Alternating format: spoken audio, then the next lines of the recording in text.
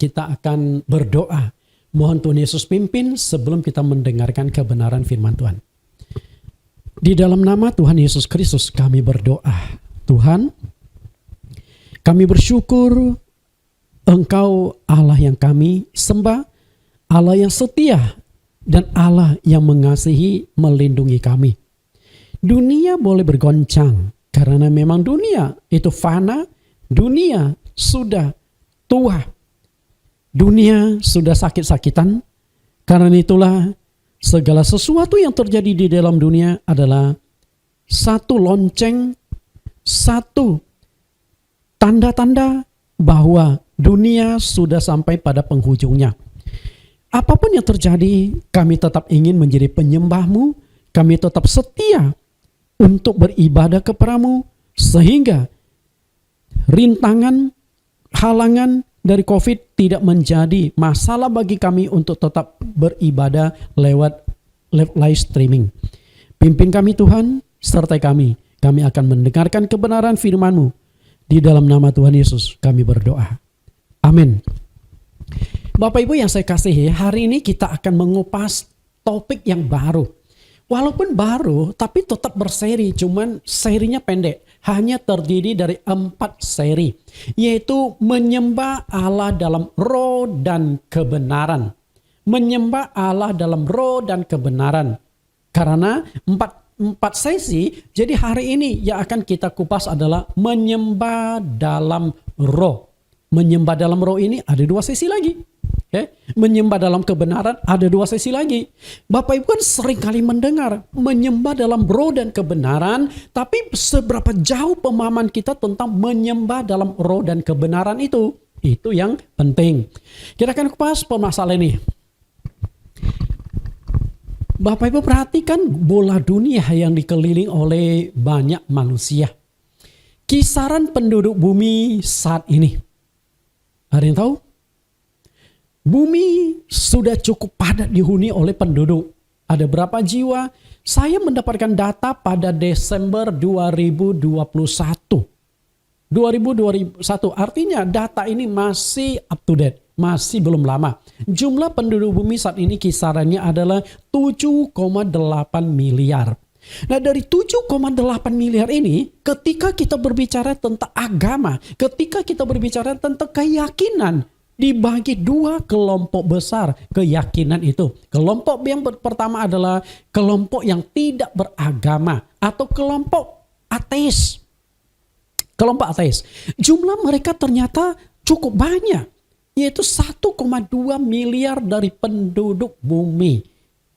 Kalau 1,2 miliar berarti mereka itu sudah jelas tidak mengakui Allah, tidak mengakui sorga, tidak mengakui neraka. Dengan sendirinya sebagai orang yang percaya kepada Tuhan, kita yakin mereka ini sudah pasti menjadi penghuni neraka. 1,2 miliar. Lalu bagaimana dengan orang yang percaya Tuhan? Sisanya itu adalah 6,6 miliar. Tentu 6,6 miliar ini terbagi lagi. Penyembahan kepada Allah macam-macam. Karena di dunia banyak sekali agama dan kepercayaan. Di Indonesia sendiri ada 6 agama resmi yang diakui oleh pemerintah. Islam, Kristen, Katolik, Hindu, Buddha, dan Konghucu. Dan 6 agama dilindungi undang-undang. Dan masing-masing ada penganut-penganutnya. Namun yang menjadi persoalan kita adalah yang 1,2 miliar kita tidak usah membahasnya lagi. Karena nggak ada gunanya dibahas karena mereka nggak percaya pada Tuhan. Sedangkan yang 6,6 miliar ini kita ingin coba bahas lebih jauh, bahas lebih tajam. Tapi tentu pembahasan saya lebih fokuskan kepada internal Kristen. Dari 6,6 miliar manusia, dari berbagai macam agama dan kepercayaan, pasti setiap agama itu mengajarkan penyembahan-penyembahan kepada Allah yang mereka percaya, Allah yang mereka sembah. Bagaimana penyembahan tersebut? Apakah penyembahan itu sudah sesuai dengan kehendak Allah atau tidak? Nah itu yang paling penting. Kenapa saya katakan penting? Ketika penyembahan kita tidak sesuai dengan kehendak Allah, penyembahan kita tidak diterima oleh Tuhan. Kalau penyembahan itu tidak dikenal Tuhan, Ngapain kita menyembah? Ngapain kita buang waktu? Ngapain kita buang tenaga? Ngapain kita buang uang? Lebih baik tidak usah sembah. Karena itu bukan sekedar menyembah. Penyembahan itu harus sesuai dengan Sang Pencipta. Oke? Sesuai dengan yang kita sembah. Kan sembah yang. Yang ini siapa? Dan ketika kita sudah mengenal yang kita sembah, sudah sesuai belum kehendak Dia dalam penyembahan-penyembahan kita? Tata cara aturannya sudah sesuai belum? Kalau belum sesuai, maka Tuhan tidak berkenan. Betul? Ketika tidak mengenal Allah dengan benar, sudah bisa dipastikan bahwa penyembahan-penyembahan mereka itu keliru dan tidak sesuai dengan kehendak Allah. Karena Allah menghendaki ketika manusia menyembah itu, menyembah sesuai dengan kehendaknya. Kita akan lihat bagaimana kehendak Allah di dalam penyembahan itu di Yohanes 4 ayat 22 sampai 24. Kita lihat Yohanes pasal 4 ayat 22. Kamu tidak mengenal pasti salah menyembah. Lihat ayat yang ke-22. Kamu menyembah apa yang tidak kamu kenal. Kami menyembah apa yang kami kenal. Sebab keselamatan datang dari bangsa Yahudi. Perhatikan apa yang dikatakan oleh Tuhan Yesus. Kamu menyembah apa yang tidak kamu kenal. Berarti perkataan Tuhan Yesus ditujukan kepada orang-orang yang aktif menyembah, tapi salah di dalam penyembahan. Kalau lihat Yohanes pasal yang keempat ayat 22, Yesus saat itu sedang berbicara dengan perempuan Samaria. Sebagai perempuan Samaria itu apakah masih termasuk bangsa Israel? Sebenarnya mereka mengaku diri sebagai bangsa Israel. Tapi di dalam kehidupan mereka sudah terjadi perkawinan campur antara orang Israel dengan bangsa-bangsa lain. Nah, penduduk Samaria ini dianggap itu darah campuran. Tapi mereka tetap mengatakan kami itu bagian dari bangsa Israel. Kami itu adalah keturunan Israel. Nah, kalaupun mereka mengaku keturunan Israel, tapi Tuhan Yesus berkata, kamu menyembah apa yang tidak kamu kenal. Tuhan Yesus tahu mereka juga aktif dalam penyembahan. Berarti Allah yang mereka sembah juga mungkin bagian dari Allah yang dikenal oleh bangsa Israel. Hari ini, apa yang dikatakan Tuhan Yesus itu adalah satu fakta yang tidak bisa kita pungkiri. Banyak manusia yang menyembah di muka bumi tapi tidak mengenal Allah yang disembah. Karena itulah penting sekali kita belajar pada pelajaran hari ini. Ayat 23, tetapi saatnya akan datang dan sudah tiba sekarang, bahwa penyembah-penyembah benar akan menyembah Bapa dalam roh dan kebenaran. Sebab Bapa menghendaki penyembah-penyembah demikian. Yesus katakan di kata yang kedua, tetapi saatnya akan datang. Berarti sebelum Yesus datang, mereka itu menyembah tapi belum mengenal dengan tepat yang disembah. Apakah orang Yahudi sudah mengenal Allah dengan baik? Saya katakan belum. Mereka mengenal Allah itu masih berupa garis besarnya. Mengenal Allah itu secara global, bukan spesifik. Global dan spesifik itu begini loh contohnya. Bapak Ibu ke pasar ikan, ya, sampai di pasar ikan itu kan ada ratusan jenis ikan, ratusan stan-stan keranjang-keranjang berisi ikan. Tapi Anda kan nggak mungkin beli semua ikan, karena ketika Anda berangkat ke pasar, Anda hanya kepingin makan ikan kakap. Dan kakap pun harus ada spesifiknya lagi, kakap merah. Betul nggak? Nah, artinya kakap merah adalah spesifik, ikan itu global. Dan demikian pula pengenalan manusia kepada Allah. Apakah sudah mengenal Allah secara spesifik? Saya katakan belum. Mengenal Allah itu global. Oh, Allah itu sang pencipta langit, bumi, dan segala isinya, pencipta manusia. Tapi pertanyaannya adalah, siapakah sang pencipta manusia itu sendiri? Nah, itu yang jadi persoalan. Karena ketika kita ingin mengenal secara spesifik, harus mengenalnya sampai nama. Siapakah nama Allah yang Bapak Ibu sembah? Kalau bagi orang Kristen ditanya, siapa nama Allah yang kalian sembah? Kalau saya orang Kristen, Yesus Kristus. Bagi saya Yesus Kristus itu adalah Allah. Oke? Ini adalah pengenalan spesifik. Lalu, sudah tiba sekarang itu artinya adalah, sudah tiba sekarang artinya melalui Yesuslah kita akan memahami, mengenal Allah yang benar. Lalu ayat 24, Allah itu roh dan barang siapa menyembah dia harus menyembahnya dalam roh dan kebenaran. Nah, disinilah menyembah dalam roh dan kebenaran itulah penyembahan yang diperkenan Allah, penyembahan yang dikehendaki oleh Allah. Karena itu tuh penting, maka saya jadikan 4 kali kupasan, 4 kali pembahasan. Menyembah dalam roh 2 kali, menyembah dalam kebenaran 2 kali kupasan. Bapak Ibu, khotbah-khotbah saya itu banyak yang berseri-seri. Karena 1 kali kupasan itu terlalu singkat bagi saya waktunya. Sehingga tidak tuntas, maka terpaksa berseri bersambung. Harap maklumlah. Tapi harapan saya Bapak Ibu bisa ikuti secara tuntas setiap sesi, setiap topiknya. Menyembah yang diperkenan oleh Allah. Lihat kembali di Yohanes 4 ayat yang ke-23. Menyembah Bapa dalam roh dan kebenaran. Berarti menyembah dalam roh, menyembah dalam kebenaran. Itulah 2 penyembahan yang dikehendaki oleh Allah. Pertanyaannya adalah, apakah penyembahan kita sudah sesuai dengan kehendak Allah? Yaitu menyembah dalam roh, menyembah dalam kebenaran. Apa sih yang dimaksudkan menyembah dalam roh dan kebenaran itu? Itulah yang sangat-sangat penting untuk kita kupas. Apa yang dimaksud dengan menyembah dalam roh? Apa yang dimaksud dengan menyembah dalam kebenaran? Kedua penyembahan itu, roh dan kebenaran, dikupas, dibungkus, dikemas dalam 4 kali pertemuan. Dan ini adalah sesi yang pertama, menyembah dalam roh. Kita lihat menyembah dalam roh. Ketika berbicara penyembahan dalam roh, ada 2 bagian besar yang akan saya kupas. Kalau saya kupas terlalu rinci, akan lebih panjang lagi. Bagian pertama adalah tidak boleh mewujudkan Allah dalam bentuk materi. Karena Allah itu roh, betul nggak? Maka ketika kita melakukan penyembahan dalam roh, tidak boleh diwujudkan dalam bentuk materi. Lalu yang kedua adalah menyembah dan berdoa kepada Allah dalam kuasa Roh Kudus. Itu penyembahan di dalam roh. Nah, hari ini di sesi pertama, saya akan mengupas tidak boleh mewujudkan Allah dalam bentuk materi. Minggu depan baru saya kupas tidak boleh menyembah Allah dalam kuasa Roh Kudus. Kita kupas yang pertama dulu.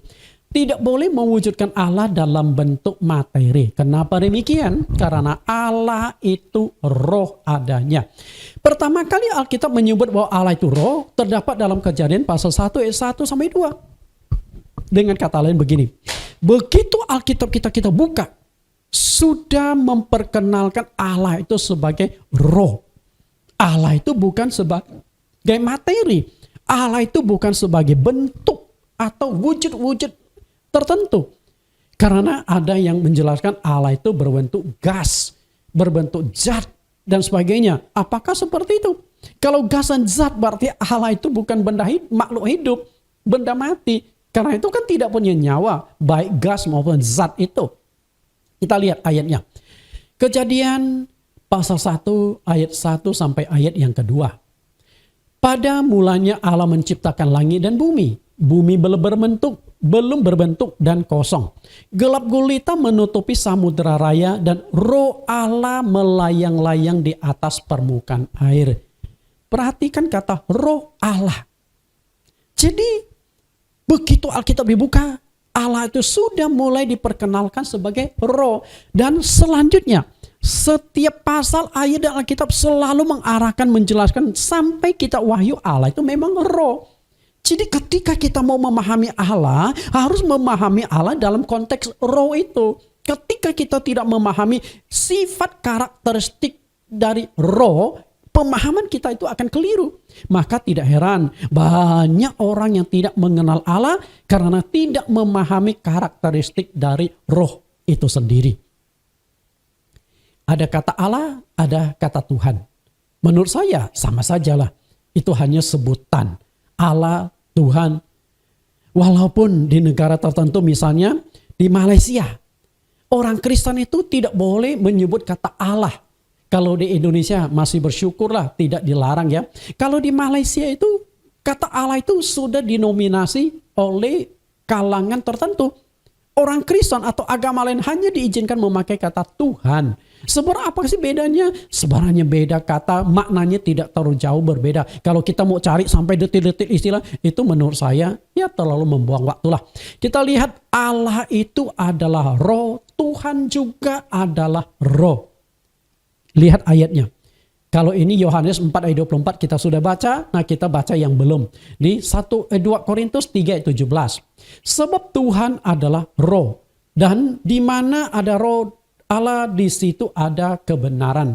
Perhatikan di ayat ini, roh Allah, kemudian Tuhan adalah roh Allah. Jadi antara Tuhan dengan Allah dalam penjelasan Alkitab ya sama, hanya sebutan yang berbeda. Allah itu roh, Tuhan itu adalah roh. Dengan kata lain, memang itu adalah roh itu sendiri. Secara prinsip, ketika kita berbicara tentang roh, ada 4 macam roh. Apa saja? Keempat macam roh. Yang pertama itu adalah roh Allah. Yang kedua itu roh manusia, roh malaikat, dan roh iblis. Nah, dari keempat macam roh ini tentu memiliki interaksi-interaksi. Lalu Anda bertanya, apakah binatang punya roh? Menurut saya, binatang tidak punya roh. Binatang itu hanya memiliki insting atau naluri. Ketika binatang itu lapar, nalurinya yang bekerja. Tapi roh itu tidak ada. Karena hanya makhluk roh yang bisa saling berinteraksi. Manusia, Allah, malaikat, iblis bisa berinteraksi. Sedangkan hewan nggak bisa berinteraksi. Jika suatu hari Anda melihat seekor monyet membawa sebuah Alkitab masuk ke aula gereja, jangan Anda berkata, wah teori evolusi terbukti bahwa manusia dari monyet. Evolusi dari monyet. Enggak. Monyet itu nggak punya kesadaran. Kalaupun monyet bisa bawa Alkitab masuk ke aula gereja, itu hanya dilatih, dididik. Hewan memang bisa dilatih seperti itu. Tapi apakah dia punya kesadaran secara pribadi, keinginan pribadi untuk mengenal Sang Pencipta? Enggak bisa. Karena makhluk itu enggak punya roh. Lalu antara 4 macam roh ini, menurut saya, roh yang paling lemah itu adalah roh manusia. Antara malaikat dengan iblis, kekuatannya itu setara. Karena iblis itu sendiri awalnya itu dari malaikat. Nah, dari 4 macam roh ini ada 2 macam roh yang selalu bertentangan satu dengan yang lain, yaitu roh Allah dengan roh iblis. Oke. Duanya bertentangan. Kedua bertentangan ini, lalu siapa yang akan diperebutkan dari keduanya? Tidak lain manusia. Allah berusaha menarik manusia ke pihaknya, karena memang layak lah, karena dia Sang Pencipta. Tapi iblis, si pencuri, berusaha menarik manusia juga ke pihak Allah, ke pihak dia. Sedangkan iblis nggak mungkin menarik malaikat, karena mereka tuh awalnya sama, sumbernya sama. Jadi manusia itulah yang jadi persoalan, ada di tengah-tengah kepentingan Allah dan kepentingan iblis. Maka ketika Allah menciptakan buah pohon pengetahuan baik dan jahat, itu mewakili 3 kepentingan. Kepentingan Allah, jangan kau makan. Kepentingan iblis, makanlah. Nah, manusia ada di tengah-tengah. 3 macam kehendak. Kehendak Allah jangan dimakan, kehendak iblis supaya manusia makan. Dan manusia ada di tengah-tengah pilihan keduanya itu. Ketika manusia makan, maka manusia itu sudah berpihak kepada iblis. Dan memang akhirnya Adam dan Hawa jatuh dalam dosa. Iblis itulah yang membuat manusia jatuh dalam dosa. Dari kedua macam roh, ada 2 macam roh yang haus mendapatkan penyembahan dari manusia. 2 macam roh ini haus akan penyembahan manusia. Kita lihat kedua macam roh ini, yang pertama adalah Allah, yang kedua adalah iblis. Bagaimana dua-duanya itu menginginkan manusia menyembahnya? Manusia itu ada di tengah-tengah. Mau pilih yang mana? Menyembah Allah atau menyembah iblis? Walaupun kita menolak menyembah iblis, tapi dalam praktek kita sehari-hari tanpa kita sadari, mungkin kita menyembah iblis. Karena ketika penyembahan kita tidak sesuai dengan kehendak Allah, tidak sesuai dengan cara Allah, tanpa kita sadari bukan Allah lagi yang kita sembah, tapi yang kita sembah itu adalah yang lain. Karena itu penting sekali. Kita memperhatikan, mengoreksi, menganalisa apakah penyembahan kita itu sudah sesuai dengan kehendak Allah atau belum. Lihat dua macam roh ini yang menginginkan manusia menyembahnya.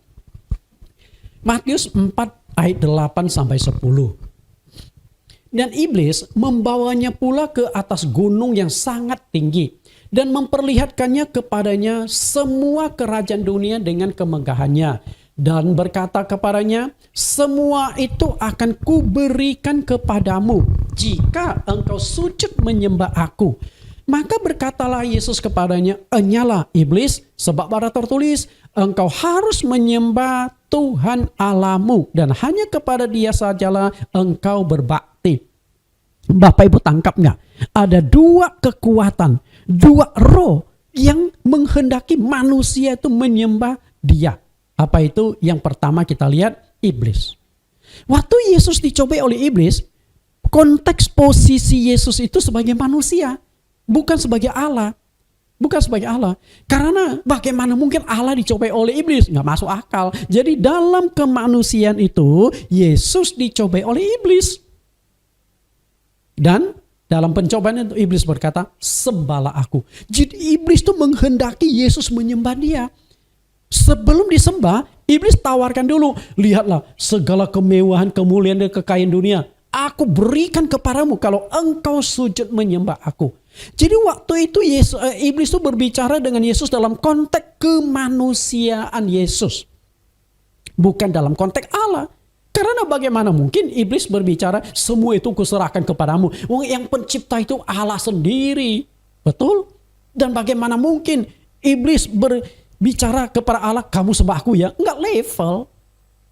Ya. Lalu yang kedua adalah Allah. Yesus mengatakan kepada iblis, engkau harus menyembah Tuhan Allahmu. Allahmu itu berarti Allahnya iblis juga Allahnya kita. Oke, siapa dia sebenarnya? Nah, itu yang perlu kita pelajari dan kepada Dialah kita harus berbakti. Jadi, ada dua kekuatan yang haus akan penyembahan ya. Yang layak disembah adalah Allah satu-satunya pencipta alam semesta dan isinya. Yesaya 45 ayat 5. Akulah Tuhan dan tidak ada yang lain kecuali aku, tidak ada Allah. Aku telah mempersenjatai engkau sekalipun engkau tidak mengenal aku. Walaupun penduduk bumi tidak mengenal Allah, Dia tetap Allah. Maksud saya begini, ada manusia atau tidak manusia, Allah ya tetap Allah. Dia tetap sang pencipta. Bukan berarti tidak ada manusia, maka dia nggak bisa jadi Allah. Tetap jadi Allah. Sebelum menciptakan manusia, Allah sudah ada. Demikian pula, jika manusia tidak ada satupun yang mau menyembah Allah, bukan berarti dia nggak bisa jadi Allah. Dia tetap Allah. Jadi manusia itu sebenarnya ada atau tidak ada di mata Tuhan, gak ada bedanya. Karena itulah betapa kecilnya kita yang membutuhkan Allah, bukan Allah yang membutuhkan kita. Makanya jangan sombong. Jadi kita yang membutuhkan Allah. Ayat 6. Supaya orang tahu dari terbitnya matahari sampai terbenamnya bahwa tidak ada yang lain di luar aku. Akulah Tuhan dan tidak ada yang lain. Artinya Allah Maha Esa. Allah itu hanya ada satu. Allah itu tunggal. Apakah Allah yang Esa ini sudah diakui oleh semua agama? Apakah semua umat manusia 6,6 miliar manusia sudah percaya Allah yang Esa ini? Sudah mengenal Allah yang Esa ini? Pencipta langit bumi ini bukan hanya pencipta langit bumi dan segala isinya, tapi Dia juga memegang nasib manusia, artinya memegang nyawa manusia. Ayat yang ke-7, dan menjadikan terang dan menciptakan gelap, yang menciptakan nasib mujur dan menciptakan nasib malang. Akulah Tuhan yang membuat semuanya ini. Bapak Ibu, sidang jemaat saya kasih, Allah itu hanya ada satu. Karena itu ketika kita mau menyembah, harus menyembah Allah yang satu ini. Dan bukan hanya itu, walaupun kita percaya pada Allah yang satu ini, penyembahan kita sudah sesuai dengan roh dan kebenaran atau belum. Kalau belum sesuai dengan penyembahan dalam roh dan kebenaran, masih salah dalam penyembahan. Karena itu penting sekali, karena iblis juga haus akan penyembahan dari manusia. Maka iblis itu akan melakukan berbagai macam cara untuk menyesatkan manusia agar manusia salah sembah. Ketika manusia salah dalam penyembahan, berarti bukan Allah lagi yang disembah, melainkan iblis yang disembah. Karena hanya dua ada kekuatan yang membutuhkan penyembahan manusia. Malaikat nggak boleh disembah. Malaikat juga nggak meminta disembah. Tapi iblis, Allah minta disembah, iblis juga minta disembah. Hanya dua kekuatan itu. Maka ketika penyembahan kita tidak sesuai dengan cara Tuhan, maka kita sudah terjebak cara penyembahan dari iblis. Banyak orang tanpa disadari penyembahan-penyembah itu menggunakan cara yang tidak sesuai dengan kehendak Allah. Kita lihat manipulasi penyesatan iblis supaya manusia itu salah dalam penyembahan. Saya akan bagi dua kelompok, kepada yang non-Kristen dan juga kepada yang Kristen. Karena cara yang dilakukan oleh iblis itu pasti berbeda. Kepada yang non-Kristen seperti apa? Supaya tidak mengenal Allah yang benar, supaya salah dalam penyembahan. Lalu kepada Kristen, dia juga punya cara sendiri. Jadi nggak bisa digabungkan teknik penyesatan iblis itu. Kita kupas dulu penyembahan yang tidak sesuai dengan kehendak Allah yang non-Kristen dulu. Penyembahan yang tidak sesuai kehendak Allah yang non-Kristen. Cara iblis membuat orang-orang yang tidak percaya Yesus atau non-Kristen salah menyembah dengan membuat mereka tidak mengenal Allah yang benar. Jadi, Paulus pernah mengatakan kalau Injil yang kami beritakan masih tertutup juga. Mereka tertutup untuk orang yang akan binasa. Jadi ketika Anda beritakan Injil, belum tentu orang itu mau terima karena ada sesuatu yang menutupi hatinya. Karena itulah kenapa ketika kita memberitakan Injil, terlebih dulu kita harus berdoa. Selubung itu dibuka, tutup itu disingkirkan, supaya ketika firman Tuhan masuk, firman Tuhan akan percaya di dalam hatinya sehingga dia percaya kepada Yesus Kristus. Yohanes 4 ayat 22, kamu menyembah apa yang tidak kamu kenal. Jadi di sini sudah jelas sekali banyak orang yang arti menyembah tapi tidak mengenal Allah. Kenapa tidak mengenal? Karena iblis memang berusaha untuk membuat manusia itu tidak mengenal Allah yang benar. Karena itulah mereka menolak Yesus Kristus. Menolak Yesus yang lahir dari bangsa Yahudi. Dari negara Yahudi atau Israel. Jangan jauh-jauh lah. Bangsa Israel sendiri menolak Yesus. Pada Yesus lahir di tempat mereka. Yesus lahir sebagai warga negara Israel. Yesus lahir sesuai dengan nubuat kitab suci mereka. Tapi kenapa mereka menolak Yesus? Karena mereka tidak mengenal. Apa yang membuat mereka tidak mengenal? Di dalam Yohanes pasal 8 ayat 44 Yesus berkata, iblislah yang menjadi bapamu. Itu keras banget perkataan Tuhan Yesus kepada orang-orang Israel, pemimpin Israel. Yang iblis itu bapak kalian. Maka kalian tuh nggak bisa mengenal aku. Karena memang iblis itu berusaha membuat manusia itu tidak mengenal Allah yang benar. Ketika tidak mengenal, maka manusia itu pasti salah menyembah. Itu memang kehendak iblis. Karena iblis berusaha menarik manusia masuk ke neraka. Menjadi konco-konco mereka di neraka. Penting sekali pengenalan itu. Ketika mereka tidak mengenal dan tidak percaya kepada Yesus, maka mereka juga tidak akan mengenal Allah yang benar. Karena antara Yesus dengan Allah yang benar tidak terpisahkan. Lihat yang dikatakan Yesus di Yohanes 14 ayat 1. Janganlah gelisah hatimu. Percayalah kepada Allah. Percayalah juga kepadaku. Kalimat itu penting. Percayalah kepada Allah. Percayalah juga kepadaku. Di dunia ini banyak agama dan kepercayaan. Percaya kepada Allah. Percaya kepada Allah. Tergantung pengenalan kepada Allah sudah benar atau belum. Karena menurut saya itu masih kacau balau pengenalan kepada Allah. Allahnya orang Hindu belum tentu sama dengan Allahnya orang Buddha. Allah orang Buddha belum tentu sama dengan Allahnya orang Islam. Allah orang Islam belum tentu sama dengan Allahnya orang Kristen. Karena memang pengenalan berbeda-beda. Bagi orang Kristen, ketika ditanya, siapakah Allahmu? Pasti saya akan katakan, Yesus Kristus. Nah, apakah Buddha, Hindu, Islam, Konghucu akan mengatakan, oh Allah kita adalah Yesus? Nggak mungkin kan? Artinya pemahaman itu berbeda. Tapi Tuhan Yesus katakan, percaya pada Allah itu sudah bagus. Tapi tidak cukup. Harus percayalah juga kepada Yesus Kristus. Kenapa mesti percaya kepada Yesus? Di ayat yang ke-6, Yesus berkata, akulah jalan, kebenaran, dan hidup. Dan tidak ada seorang pun yang datang kepada Bapa kalau tidak melalui aku. Artinya manusia tidak akan bisa mengenal Allah yang benar di luar Yesus Kristus. Karena apa? Karena hanya melalui Dia manusia bisa mengenal Allah dengan tepat. Yesus Kristus adalah utusan Allah. Di dalam Yohanes pasal 3:16, begitu besarnya kasih Allah akan dunia ini, sehingga Ia telah mengutus anaknya yang tunggal. Artinya di muka bumi itu hanya ada satu-satunya yang diutus oleh Allah, itu adalah Yesus Kristus. Maka melalui Yesus Kristuslah kita akan mengenal Allah itu dengan tepat. Selain membuat manusia tidak mengenal Allah yang benar, iblis juga berusaha memperkenalkan Allah yang palsu, supaya manusia itu salah sembah. Salah satu wujud penyembahan Allah yang palsu itu adalah berupa patung-patung berhala. Dari perjanjian lama sudah banyak dibahas tentang masalah patung-patung berhala itu. Tapi fakta yang tidak bisa dipungkiri bahwa di dunia ini banyak agama dan kepercayaan yang menyembah Allah dalam bentuk patung-patung. Betul nggak? Tapi di Alkitab mengatakan itu sebenarnya benda-benda berhala. Kita coba lihat di Kisah Rasul pasal yang ke-17 ayat 16, 22 dan 23. Suatu ketika Paulus masuk ke rumah ibadat orang-orang Yunani dan di sana ditemukan berbagai macam patung-patung. Tapi Paulus katakan itu bukan dewa, bukan Tuhan, tapi benda-benda berhala. Kita lihat apa yang diungkapkan Paulus. Kisah Rasul 17 ayat 16.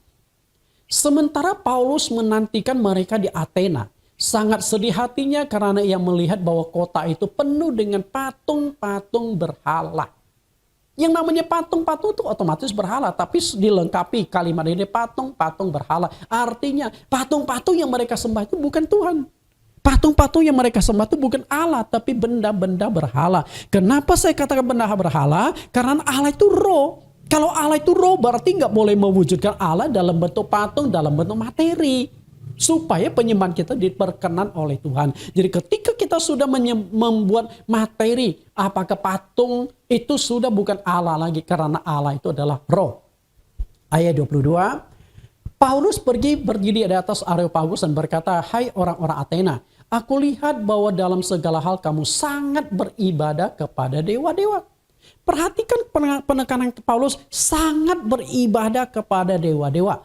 Jadi mereka aktif dalam penyembahan. Tapi penyembahan mereka sudah sesuai kehendak Allah atau belum? Jelas penyembahan mereka itu belum sesuai. Kenapa belum sesuai? Karena mereka belum mengenal Allah dengan tepat. Ayat 23. Sebab ketika aku berjalan-jalan di kotamu dan melihat barang pujaanmu, aku menjumpai juga sebuah mezbah dengan tulisan kepada Allah yang tidak dikenal. Apa yang kamu sembah tanpa mengenalnya, itulah yang kau beritakan kepadamu. Lucu, perhatikan kalimatnya, kepada Allah yang tidak dikenal.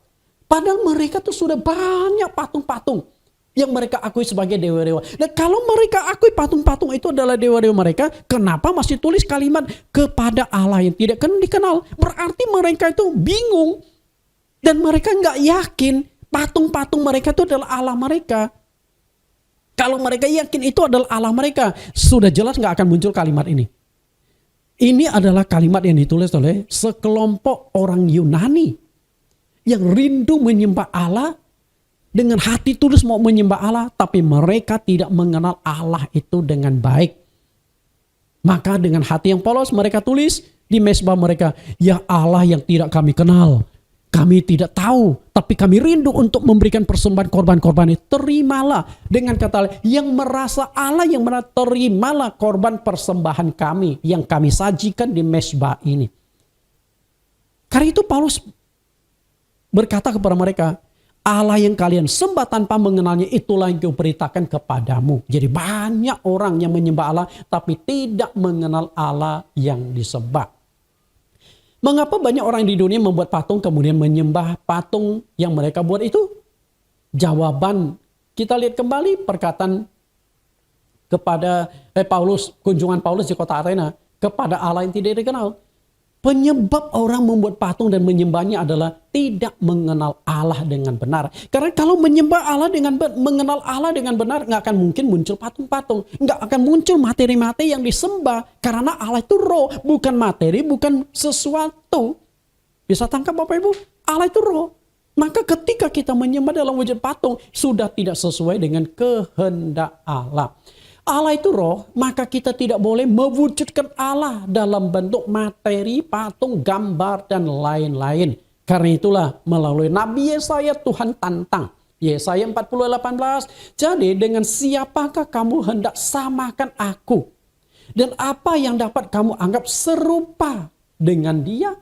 Jadi Tuhan tantang. Sekarang coba jelaskan kepadaku. Dengan apa kamu mau samakan aku? Karena aku tuh roh. Jadi makhluk roh atau roh tidak mungkin disamakan dengan benda-benda atau materi yang ada di muka bumi ini. Lalu Tuhan tekankan tentang patung. Ayat 19. Patungkah? Tukang besi menuangnya dan pandai emas melapisinya dengan emas. Membuat rantai-rantai perak untuknya. Orang-orang yang mendirikan arca, memilih kayu yang tidak lekas busuk, mencari tukang yang ahli untuk menegakkan patung yang tidak lekas goyang. Jelas ya di sini? Nah, itu penyembahan tidak sesuai dengan kehendak Allah. Jadi penyembahan lewat patung tidak sesuai dengan kehendak Allah karena itu benda-benda materi, bukan roh. Nah, banyak orang-orang di dunia yang sudah terjebak salah dalam penyembahan. Saya katakan sekali lagi, salah dalam penyembahan. Karena kehendak Allah adalah menyembah Dia dalam roh dan kebenaran. Kecuali kalau Allah yang mereka sembah memang menghendaki menyembah dalam bentuk patung-patung, yaitu urusan mereka lah. Tapi saya bicara dalam konteks kitab sucinya orang Kristen. Penyembahan yang dikehendaki Allah lah menyembah dalam roh, bukan menyembah dalam wujud materi. Itu non-Kristen. Lalu sekarang kita lihat orang Kristen. Nah, apakah penyembahan orang Kristen itu sudah sesuai dengan kehendak Allah? Kita koreksi internal. Kira-kira penyembahan kita sudah sesuai dengan kehendak Allah atau belum? Iblis berusaha agar manusia, umat pilihan Allah, menyembah Allah bukan dalam roh, melainkan penyembahan dalam bentuk benda-benda materi. Berikut ini adalah bukti manipulasi dan penyesatan iblis melalui simbol-simbol rohani. Dengan kata lain, awalnya mungkin Allah izinkan dalam bentuk materi-materi untuk mengenal Allah. Mengenal Allah dan berinteraksi dengan Allah. Tapi ujung-ujungnya iblis yang ambil alih. Materi atau benda itu bukan untuk disembah, tapi diarahkan sebagai objek penyembahan. Nah, itu sudah melenceng kehendak Allah. Jadi yang namanya menyembah dalam roh, mungkin awalnya itu bukan menyembah dalam roh, tapi tanpa kita sadari melenceng, akhirnya menyembah dalam bentuk materi. Kita lihat penyembahan itu. Kita akan bahas tentang ular tedung. Ular tedung. Bilangan 21 ayat 8 dan 9. Maka berfirmanlah Tuhan kepada Musa, buatlah ular tedung dan taruhlah itu pada sebuah tiang. Maka setiap orang yang terpagut jika ia melihatnya akan tetap hidup. Lalu Musa membuat ular tembaga dan menaruhnya pada sebuah tiang. Maka jika seseorang dipagut ular dan ia memandang kepada ular tembaga itu, tetaplah ia hidup. Kenapa muncul ular tembaga yang dibuat oleh Musa? Ceritanya. Di padang gurun, bangsa Israel itu suka sekali berontak kepada Tuhan. Maka tidak heran bangsa ini dikenal sebagai bangsa yang tegar tengkuk. Tegar tengkuk. Artinya susah diatur. Nggak heran. Dari 2 juta orang yang keluar dari Mesir, asli keluar dari Mesir, yang masuk ke tanah Kanaan itu hanya 2 orang. Bayangkan berapa persen tuh. Dari 2 juta, hanya 2 orang. Siapa yang masuk ke tanah Kanaan yang asli keluar dari Mesir? Yosua dan Kaleb. Musa, Harun, Miriam, Hur, segala itu mati di padang gurun. Nggak sampai masuk ke tanah Kanaan. Artinya 40 tahun mereka berkeliling, yang masuk itu adalah mereka yang lahir di padang gurun. Generasi baru. Bukan yang asli keluar dari tanah Kanaan. Betapa mengerikannya. Karena berontak akhirnya Tuhan marah. Lalu Tuhan mendatangkan ular-ular beracun. Ular-ular berbisa. Banyak sekali yang mati. Kemudian mereka takut, mulai teriak histeris, mulai memohon pengampunan. Lalu Musa menghadap Tuhan. Lalu Tuhan berkata, ya sudah, kamu buatlah sebuah ular tembaga. Kamu naikkan ular tembaga ke sebuah tiang agak tinggi, sehingga bisa dilihat dari jarak jauh. Setiap orang yang kena pagut ular, cepat-cepat dibawa untuk memandang pada ular tembaga itu. supaya bisa ular itu tidak akan mencelakakan dia. Dan itulah akhirnya menjadi penyelamatan bagi mereka. Sebenarnya itu adalah sebuah simbol rohani. Ular itu menunjukkan iblis. Oke? Ular itu menunjukkan iblis. Bisa ular itu adalah dosa yang dibuat oleh iblis. Lalu memandang ular yang ditegakkan, ular juga menunjukkan Yesus. Yesus yang akan disalibkan. Ya, Yesus yang akan disalibkan. Jadi setiap orang berdosa memandang pada salib Yesus Kristus akan mendapatkan pengampunan dosa. Lihat simbol ular itu makna rohaninya. Yohanes pasal 3 ayat 14-15. Dan sama seperti Musa meninggikan ular di padang gurun, demikian juga anak manusia harus ditinggikan. Supaya setiap orang yang percaya kepadanya beroleh hidup yang kekal. Nah ini ular tembaga. Ular tembaga yang dinaikkan Musa ternyata itu adalah simbol Yesus Kristus yang akan disalibkan. Jadi kadang-kadang ketika mau memahami Alkitab harus memahami tentang simbol. Ular satu sisi menunjukkan iblis, si naga tua, ular tua nih, tapi sisi lain menunjukkan Yesus. Sama juga singa. Di 1 Petrus pasal yang ke-5 ayat 8, iblis itu seperti singa yang mengaum-ngaum. Tapi singa Yehuda itu Yesus. Walaupun sama-sama singa, tapi maknanya berbeda. Singa iblis dan singa Yesus Kristus. Apa yang terjadi? Memang saat itu banyak orang yang selamatkan. Tapi karena menganggap bahwa ular itu begitu dipandang, langsung tidak akan mati. Tanpa disadari mulai tercetak di dalam hati dan pikiran bangsa Israel. Wah, ini bukan ular sembarangan. Bukan ular sembarangan. Dan iblis kemudian bekerja. Memang ini bukan ular sembarangan loh. Maka kalian harus sembah ular ini. Lambat laun akhirnya ular yang ditegakkan oleh Musa di padang gurun itu disembah oleh bangsa Israel. Menjadi dewa yang disebut dengan Nehustan. Kita lihat di Raja-Raja. 1 Raja-Raja pasal 18 ayat 4. Dialah yang menjauhkan bukit-bukit pengorbanan dan yang meremukkan tugu-tugu berhala dan yang menebang tiang-tiang berhala dan menghancurkan ular tembaga yang dibuat Musa. Sebab sampai pada masa itu orang Israel memang masih membakar korban bagi ular itu yang namanya disebut Nehustan. Kenapa di India itu terkenal dengan ularnya, tari ular, pertunjukan ular? Apakah ini inspirasi ya? Nehustan. Jadi istilah Nehustan itu mirip dengan istilah India ya. Nehustan.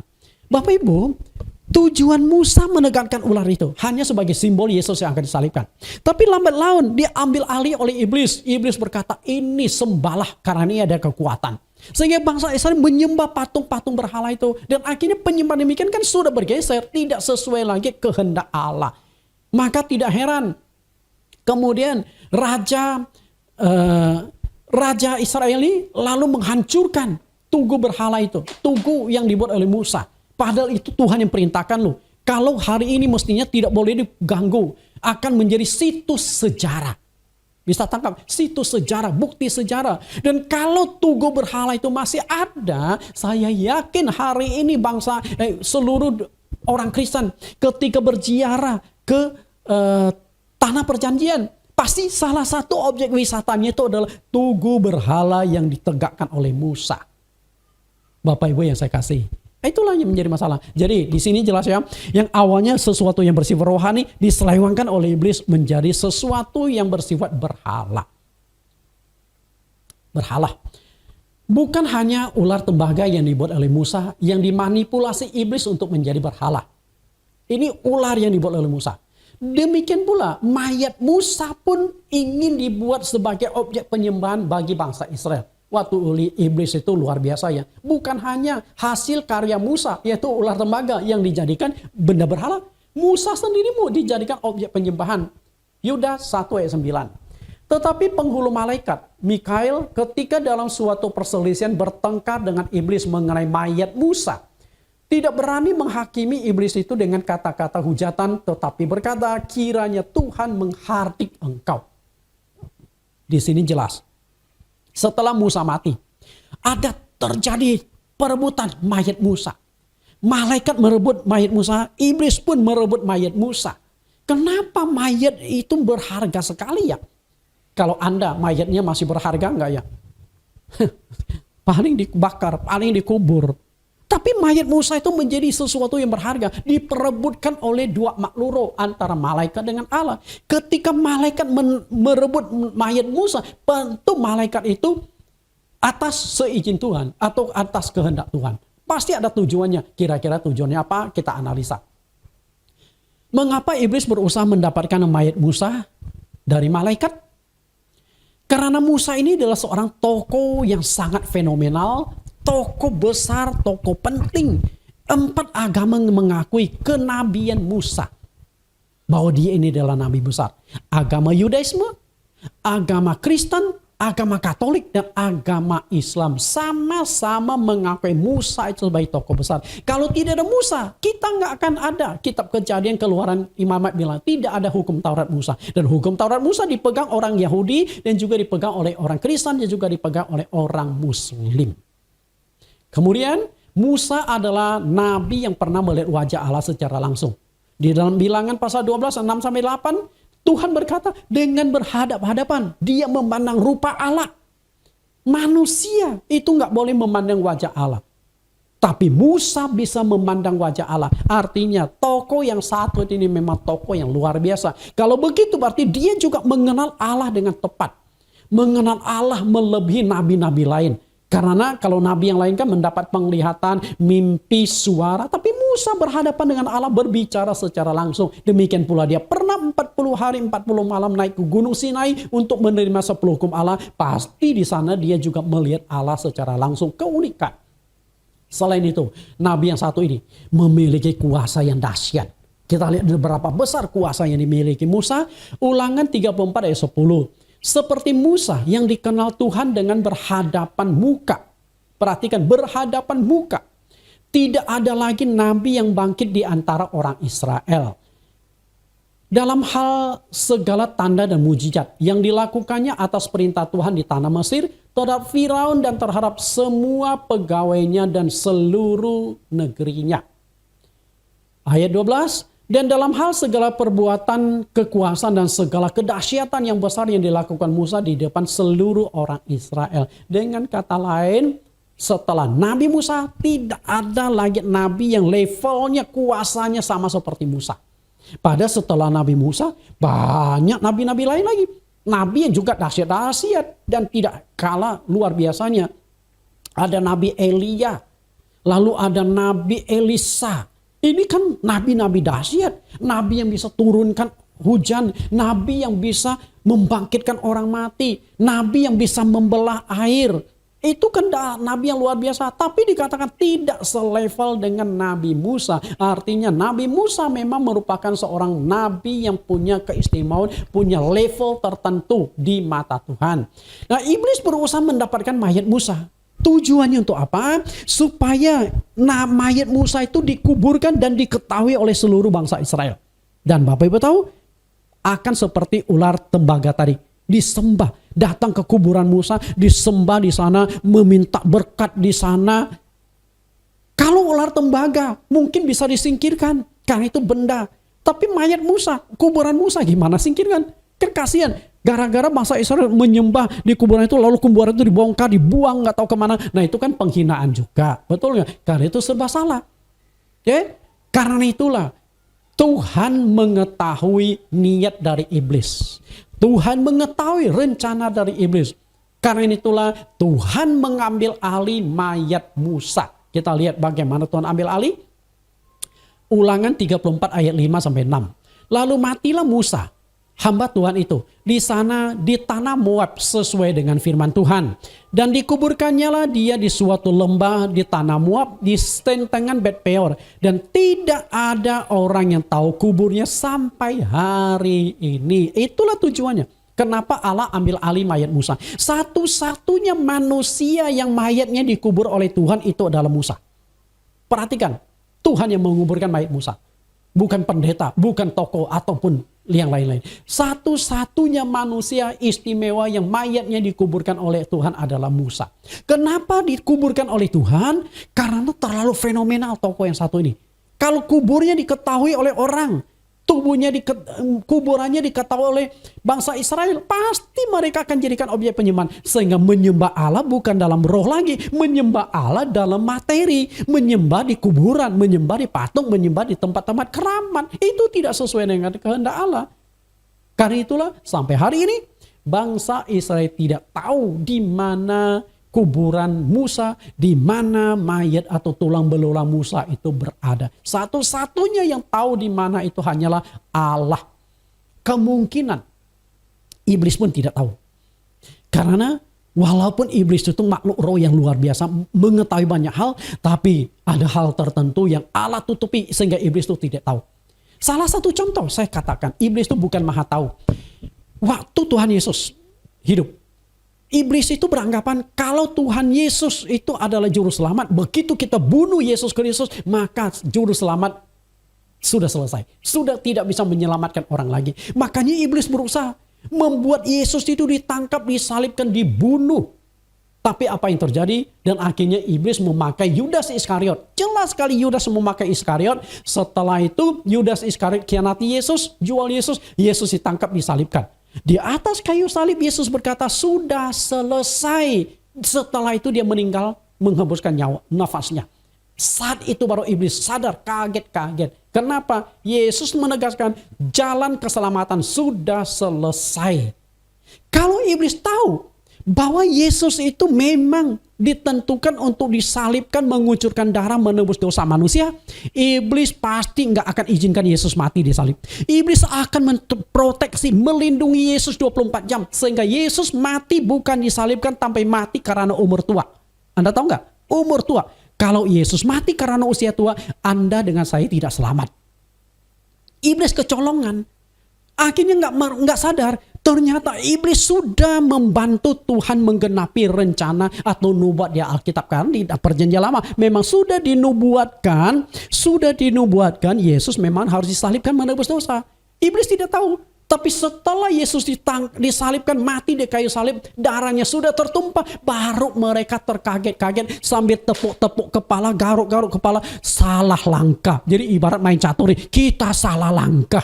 Tapi apa boleh buat, sudah kalah telak. Kan Yesus gak mungkin hidupkan kembali, betul? Mereka membantu menggenapi rencana kehendak Allah. Bayangkan bagaimana hebatnya Tuhan kita.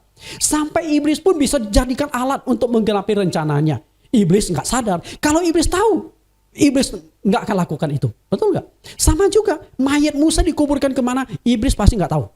Karena kalau iblis tahu, pasti iblis akan menunjukkan lagi kepada bangsa Israel dan disembah lagi. Sehingga tersesat lagi, menyembah bukan dalam roh dan kebenaran, tapi menyembah dalam kuburan, menyembah dalam bentuk materi. Bapak Ibu yang saya kasih, cara iblis memanipulasi dan menyesatkan umat Kristen adalah menggunakan simbol-simbol yang berkaitan erat dengan agama Kristen, akan diselewengkan.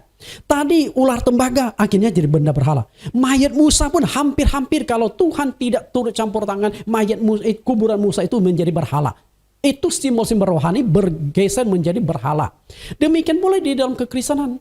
Simbol rohani menjadi berhala. Coba apa yang dimaksudkan di sini?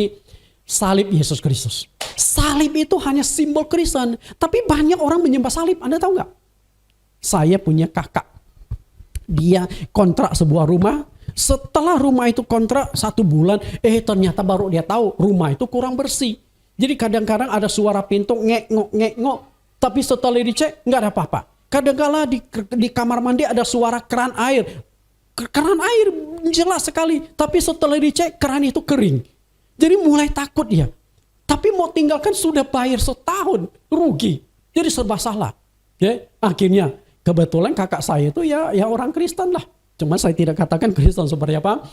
Akhirnya kalau malam hari dia mau ke kamar kecil. Apa yang dia lakukan? Tangan kanan pegang senter, tangan kiri pegang salib. Jadi jalan nih, hei setan, ini ada senter, ini ada salib ini. Jadi mungkin kebanyakan nonton film setan kali ya, film Dracula ya. Sehingga Draculanya tuh takut pada salib. Jadi salib itu nggak ada kekuatan apa-apa, itu hanya potongan kayu. Jangan Anda sembah salib. Ketika salib itu Anda pasang di tembok lalu Anda sembah-sembah, itu sudah menyembah Allah bukan dalam roh lagi, menyembah dalam bentuk materi. Boleh nggak kita gantung salib di rumah? Kalau hanya simbol bahwa kita orang Kristen, boleh. Tapi kalau disembah, nggak boleh. Sama juga gambar-gambar bukan hanya salib, termasuk gambar-gambar Yesus. Ada kalender ini, ada buat gambar-gambar Yesus lalu berdoa menghadap pada gambar ini. Nggak boleh. Nggak boleh, itu menjadi benda berhala. Kalau mau tempel gambar Yesus, pertanyaan saya adalah, Yesus yang mana yang Anda tempel gambarnya itu? Ya, patung-patung Yesus. Nah ini mungkin agak sensitif. Ada gereja tertentu menempatkan patung-patung Yesus, lalu disembah. Itu tanpa disadari, bukan menyembah dalam roh lagi, tapi menyembah dalam materi. Padahal kita harus menyembah dalam roh dan kebenaran. Lalu ada gereja, roti dan anggur perjamuan kudus. Diobral, dijual, ada kesaktian. Sehingga ketika mengadakan perjamuan kudus itu, rotinya tuh orang berebutan. Bawa kantongan plastik, dibawa pulang. Katanya ada khasiat. Tanpa disadari kita sudah memberhalakan. Padahal Alkitab tuh nggak ada pembuktian bahwa roti perjamuan kudus itu punya khasiat untuk penyembuhan. Kalau betul roti perjamuan punya khasiat untuk penyembuhan, kalau betul ya, rumah sakit nggak laku. Buat saja pabrik roti perjamuan kudus. Setelah itu dibagikan gratis. Rumah sakit tutup semua. Yang menyembuhkan itu bukan roti perjamuan. Iman Anda. Oke? Tapi kalau iman Anda dibangkitkan melewat roti perjamuan. Nah itu yang gak bagus sebenarnya. Seakan-akan tanpa roti perjamuan maka imanmu tidak akan bangkit lagi. Sama seperti bangsa Israel dengan tabut perjanjian. Kalau tidak ada tabut perjanjian, mereka tuh lemah, semangat, mereka tidak percaya diri. Tapi ada tabut perjanjian yang menyertai mereka dalam peperangan. Mereka menggebu-gebu semangat karena merasa Tuhan menyertai. Apakah tabut perjanjian yang membuat membuat mereka kuat? Enggak. Oke? Dan akhirnya kan tabut perjanjian beberapa kali dikuasai oleh bangsa lain. Kalau tabut perjanjian itu adalah Allah, nggak mungkin Allah jatuh ke bangsa lain. Itu kan hanya benda materi. Tapi disalah gunakan. Lalu ada minyak urapan. Minyak urapan. Ada gereja tertentu. Kalau sudah bicara minyak urapan, luar biasa diperjualbelikan. Kemudian tanpa minyak apapun, mau bangun rumah di Perciki, beli rumah baru pakai minyak urapan, beli motor minyak urapan, beli mobil minyak urapan, semuanya pokoknya minyak urapan itu sakti. Padahal ketika Anda sudah terpaku pada minyak urapan itu, Anda sudah tersesat. Anda sudah menyembah pada benda materi, bukan menyembah dalam roh lagi. Lalu apakah boleh pakai minyak urapan, Pak Nathan? Kalau di Alkitab yang namanya minyak urapan itu nggak sembarangan. Minyak urapan di Perjanjian Lama tidak boleh sembarang dibuat. Hanya imam yang boleh buat. Dan itu ada aturannya. Dan minyak urapan tidak boleh dikenakan pada badan. Bisa dibunuh oleh Tuhan. Tapi sekarang kan kacau balau. Minyak goreng jadi minyak urapan, mana bisa. Selain itu minyak urapan di dalam mengurapi minyak kepada orang sakit di dalam Perjanjian Baru. Itu fungsi minyak itu seperti minyak angin, balsam sekarang. Satu sisi memang ada khasiat obatnya, sisi lain itu hanya membangkitkan iman orang tersebut. Apakah tanpa minyak imanmu tidak bisa bangkit? Nah ini kan menyembah dalam materi, bukan menyembah dalam roh lagi. Karena itu jangan sampai kita disesatkan oleh iblis menggunakan simbol-simbol Kristen. Akhirnya tanpa kita sadari kita bukan menyembah Tuhan lagi, tetapi menyembah objek-objek yang lain. Oke? Kalau engkau ingin dapatkan kuasa Tuhan, bukan mencari kuasa itu, tapi mencari sumber kuasa. Kalau engkau ingin diberkati, bukan mencari berkatnya, tapi mencari sumber berkatnya yang benar. Ketika sumber berkat sudah Anda dapatkan, berkat itu akan mengalir. Kuasa Tuhan itu akan mengalir dengan sendirinya. Karena itu menyembah Tuhan harus menyembah dalam roh. Artinya tidak boleh berbentuk wujud materi-materi. Iblis sangat pintar. Karena itulah, iblis akan membuat benda-benda materi. Membuat benda-benda materi supaya kita salah sembah. Satu kali waktu saya pelayanan di kota Semarang. Nah saya ada lakukan baptisan di Pantai Marina, Pantai Ancol. Kebetulan waktu saya melakukan baptisan, orang-orang saya punya 5 keluarga. Itu dari RRC, asli dari RRC. Sehingga mereka tuh bahasa Indonesia kurang lancar. Mereka bisa bahasa Hokkien, saya nggak bisa bahasa Hokkien. Kalau bahasa Mandarin, saya sedikit banyak bahasa Hokkien. Waktu saya lagi asik membaptis, mereka tuh ternyata bawa jerigen kosong, bawa botol kosong, asik isi air laut itu dengan botol-botol kosong itu. Saya hanya melihat, tapi karena saya sibuk membaptis, jadi saya nggak perhatikan itu. Selesai saya datangi mereka. Ini itu apa itu air-air? Jawab mereka apa? Oh, ini air baptisan. Air yang penuh khasiat. Jadi kalau kita sakit mata, kita ambil air baptisan, kita oleskan ke mata, akan sembuh. Kalau sakit perut, kita minum air baptisan itu akan sembuh. Padahal itu air laut yang kotor. Tapi mereka percaya. Mereka berkata, di RRC kalau kami setiap kali ada baptisan, pasti kami membawa pulang air baptisan itu. Ini kan sudah ngawur, sudah sesat. Lalu ketika saya lagi memeras baju baptisan saya, datang seorang namanya Akwang. Ya, Akwang itu jemaat RRC itu. Saat itu baju baptisan saya ditarik. Saya pikir mungkin dia mau bantu saya bilas di laut kali ya. Karena kan waktu baptisan agak kena sedikit lumpur. Saya kan nggak enak, akhirnya tarik menarik. Dia mau jelaskan, saya nggak mengerti bahasa Hokkien. Akhirnya dia tarik bajunya, kaos, dia pakai kaos, ditarik. Ternyata ada satu bulatan lumayan besar. Segede telur bebek. Ini merah, saya lihat bintik-bintik dan agak bernanah. Lalu dia dengan bahasa isyarat mungkin dia ceritakan sudah lama dia gatal-gatal mungkin apa. Ya udah, begitu saya lihat baju itu sudah ditarik, lalu di bawah pohon itu baju yang saya pakai baptisan digosok-gosok sama dia. Saya lihat, waduh nggak enak juga ini bekas pendeta. Kemudian digosok untuk bersihkan nanah dia atau apa. Ya sudah, setelah itu dia bersihkan sendiri, dia bilas di laut. Setelah itu baru diserahkan ke panitia yang ngurus perlengkapan itu. Dan Anda tahu nggak, minggu depan dia kebaktian. Dia senang sekali. Ketemu saya langsung dia lambai-lambai, langsung ajak saya ke pojok, langsung diperlihatkan. Kering sembuh. Nah, apakah baju baptisan itu berkhasiat menyembuhkan atau iman dia? Kalau khasiat baju itu bisa punya kuasa, mesti ini gunting-gunting kecil jadi jimat. Betul nggak?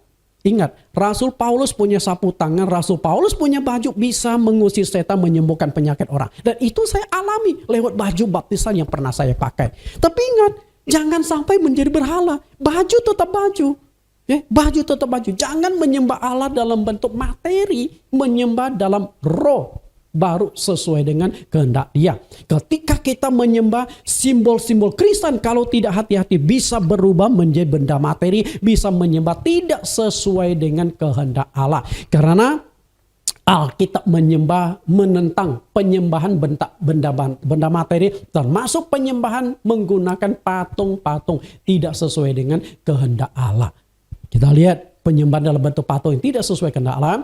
Alkitab ini ditulis dengan perantaraan sekitar 40 penulis. 66 kitab, sekitar 40 penulis. Namun 10 hukum Allah itu bukan ditulis oleh manusia, melainkan diukir oleh jari Allah dalam 2 lempengan batu. Keluaran 31:18. Dan Tuhan memberikan kepada Musa setelah ia selesai berbicara dengan dia di Gunung Sinai. Kedua loh hukum Allah, loh batu yang ditulisi oleh jari Allah. Jadi Allah mengukir di lempengan batu. Dan di antara isi 10 hukum Allah itu ada hukum tentang penyembahan. Lihat Keluaran pasal 20 ayat 4. Jangan membuat bagimu patung yang menyerupai apapun yang ada di langit di atas atau yang ada di bumi di bawah atau yang ada di dalam air di bawah bumi. Jangan berbuat patung menyerupai apapun. Artinya intinya itu nggak boleh buat patung. Menyerupai binatang nggak boleh. Menyerupai burung-burung di udara nggak boleh. Menyerupai manusia nggak boleh. Menyerupai makhluk lain nggak boleh. Tidak boleh membuat patung. Lalu apakah Tuhan kita ini Tuhan yang kaku? Tuhan yang tidak punya seni? Tuhan kita adalah Tuhan yang penuh seni. Lihatlah bagaimana seni. Tuhan ciptakan burung yang beraneka warna dengan suara jenisnya. Ciptakan bunga. Bunga yang beraneka warna yang cantik-cantik menarik. Tuhan kita Tuhan yang penuh seni. Nah, kalau membuat patung untuk seni boleh nggak? Boleh kalau untuk seni. Tapi syarat yang kedua adalah lihat ayat 5. Jangan sujud menyembah kepadanya atau beribadah kepadanya. Sebab aku Tuhan Allahmu adalah Allah yang cemburu. Yang membalaskan kesalahan bapa kepada anak-anaknya. Kepada keturunan yang ketiga dan yang keempat dari orang-orang yang membenci aku. Tuhan kita Tuhan yang penuh seni. Kalau Anda buat patung untuk bisnis, untuk seni, untuk seni, nggak apa-apa. Dengan catatan itu tidak boleh dijadikan objek penyembahan. Mau buat patung pun jangan buat patung dewa-dewa tertentu. Yang Anda sudah tahu, dewa-dewa sudah sejarah-sejarah ada buat dijual. Nah itu sudah bukan seni lagi, sudah menyembah pada objek penyembahan. Tidak boleh. Bapak Ibu yang saya kasih, lalu ada pembelaan dari para penyembah-penyembah patung itu. Itu kan patung Yesus yang harus dihormati. Pertanyaan kita adalah, apakah benar itu patung Yesus? Apakah benar itu wajah Yesus? Siapa yang pernah melihat wajah Yesus sehingga bisa membuat patung Yesus? Kita lihat, 2000 tahun yang lalu, apakah ada kamera? Kalau zaman sekarang kan handphone, TikTok, klip, foto sini, sana kita bisa abadikan. Dulu nggak ada. Dan sayangnya tidak ada pelukis yang berhasil melukiskan wajah Yesus. Dan memang itu bukan kehendak Allah. Untung. Tidak ada pelukis yang berhasil melukis wajah Yesus. Kalau ada, repot juga kita hari ini. Dan apakah wajah Yesus ganteng seperti di kalender-kalender, di gambar-gambar? Kita lihat, apakah Yesus ganteng? Yesaya 53 ayat 2 sampai 3. Sebagai taruk ia tumbuh di hadapan Tuhan dan sebagai tunas dari tanah kering. Ia tidak tampan dan semaraknya pun tidak ada sehingga kita memandang dia. Dan rupa pun tidak sehingga kita menginginkannya. Ia dihina dan dihindari orang, seorang yang penuh kesengsaraan dan biasa menderita kesakitan. Ia sangat dihina sehingga orang menutup matanya terhadap dia dan bagi kita pun dia tidak masuk hitungan. Dengan kata lain, maaf kata ya, saya 100 bahkan 1000% menjunjung tinggi menghormati Tuhan saya Yesus Kristus. Tapi saya ingin katakan, wajah Yesus wajah umum. Bukan wajah seperti bintang film Korea, drakor yang cantik-cantik, yang ganteng-ganteng. Enggak, wajah Yesus wajah umum. Oke, sedangkan hari ini kita lihat di kalender di mana wajah Yesus ganteng, hidungnya mancung, rambutnya pirang. Nah, apakah itu wajah Yesus? Apakah itu gambar Yesus? Saya katakan bukan. Nah, itu kan sudah manipulasi iblis sehingga yang kita kenal itu Yesus yang lain, bukan Yesus yang asli lagi. Di dalam 2 Korintus pasal yang ke-11 ayat yang ke-4. Di sana dikatakan roh yang lain, Injil yang lain, Yesus yang lain. Jadi yang diketonjolkan hari ini adalah Yesus yang lain, bukan Yesus yang asli. Siapa yang pernah membuktikan Yesus yang asli wajahnya seperti apa? Tidak ada seorang pun. Karena ketika kita mau menyembah Allah dalam roh, memang itu nggak boleh. Tidak penting bagi kita, Bapak Ibu. Lalu patung itu kan simbol kehadiran Yesus dalam gerejanya dan kami tidak menyembahnya. Itu alasan mereka kan. Masalahnya adalah apakah simbol kehadiran patung Yesus itu sesuai dengan kebenaran Kitab? Faktanya setiap umatnya masuk ke dalam gereja sujud menyembah patung itu. Tentu yang saya maksudkan itu adalah seperti fakta. Nah, silakan berargumentasi sesuai dengan kebenaran Alkitab.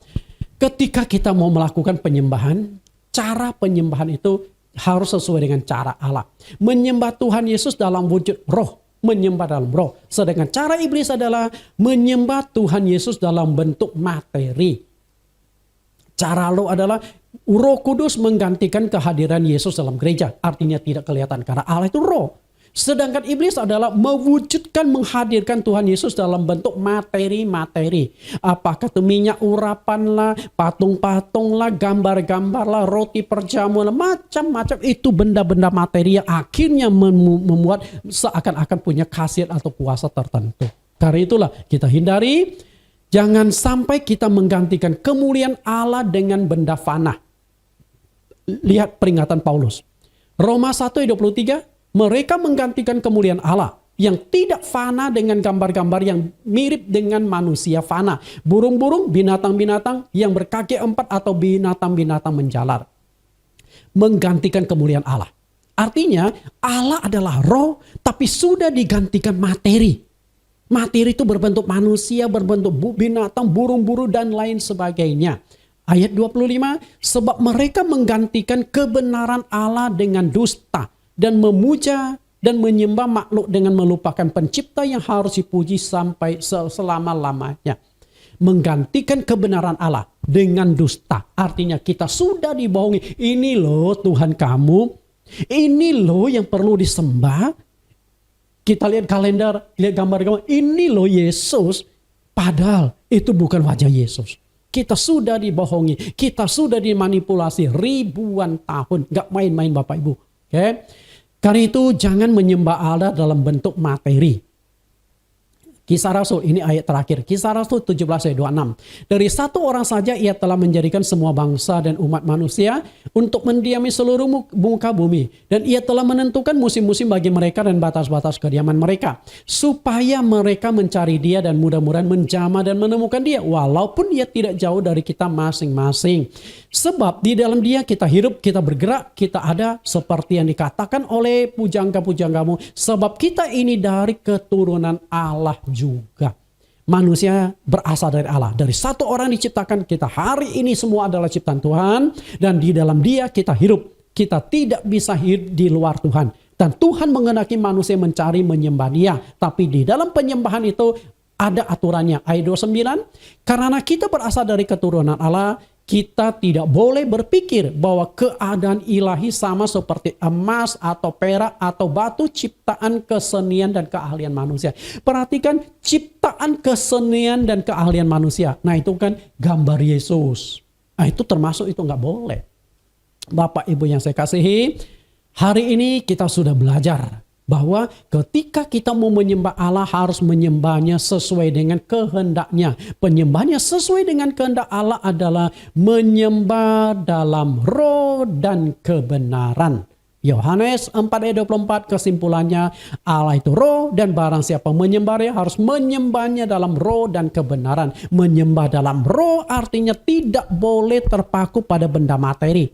Apakah itu minyak urapan, apakah roti perjamuan dan lain sebagainya, tidak boleh kita gantikan posisi kehadiran Tuhan. Tuhan tetap harus memenuhi hati kita. Tuhan tetap harus bekerja dalam roh, bukan dalam bentuk materi. Tanpa minyak urapan, percayalah kalau Anda beriman, mujizat terjadi. Yang menyembuhkan, yang melakukan sesuatu bukan minyak urapan, tapi imanmu kepada Yesus Kristus. Tuhan Yesus memberkati sampai bertemu pada sesi yang kedua, menyembah dalam roh, yaitu menyembah dalam kuasa Roh Kudus. Tuhan Yesus pimpin kita bertemu di minggu depan. Kita berdoa. Terima kasih Tuhan, Engkau sudah membuka kembali satu kebenaran bagaimana kami harus menyembah, dan penyembahan kami harus sesuai dengan kehendak Engkau. Menyembah dalam roh dan kebenaran. Kami rindu agar topik ini dikupas lebih tajam, menyembah dalam roh dan kebenaran, supaya penyembahan kami tidak salah. Kami sudah mendengarkan penyembahan dalam roh. Engkau adalah roh, maka tidak boleh kami ketika menyembah Engkau mewujudkan dalam bentuk materi-materi, simbol-simbol kekristenan, supaya tidak disalahgunakan, akhirnya menjadi benda-benda berhala. Terima kasih Tuhan atas penjelasan ini, dan kami rindu Tuhan tetap menyertai kami minggu depan dan minggu selanjutnya, agar penyembahan kami tidak melenceng. Demikian doa permohonan kami di dalam nama Tuhan Yesus Kristus. Amin.